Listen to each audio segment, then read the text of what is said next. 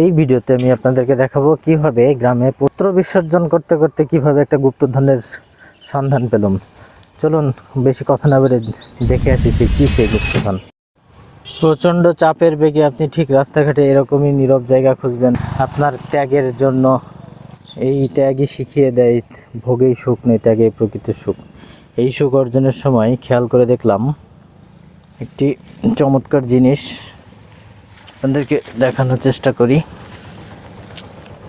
ঠিক এইখানে চোখে পড়লো, ওই কিরে মধু মধু, এই যে দেখেন কত বড় মধু মধু মধু, দেখে আর লোভ সামলাতে পারলাম না।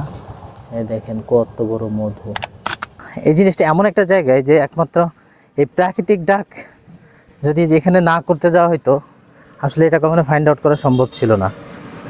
এই গুপ্তধনকে এখন নিজের করতে হবে। তো সেই উদ্দেশ্যে পরবর্তী ধাপ আমি এখনই, পরবর্তীতে সাথে থাকুন, দেখুন কিভাবে এখান থেকে কতটুকু কি নিয়ে আসতেছি। এই তো সেই মধু, ওই কিরে মধু মধু, এই দেখেন একদম ন্যাচারাল মধু। আপনাদেরকে খুলে দেখাচ্ছি,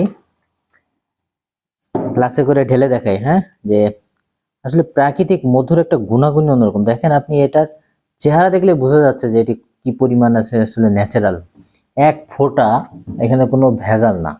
গাছের গ্রামের চাক ভাঙলাম, ভেঙে ঢেলে এই যে এটা যদি এখন দেখাই, উফ, আলহামদুলিল্লাহ, আল্লাহ তাআলা মধুর মধ্যে সব রোগের শেফা রাখছেন। আর এই মধু খেতে, ন্যাচারাল মধু, প্রাকৃতিক মধু খেতে যে কি মজা।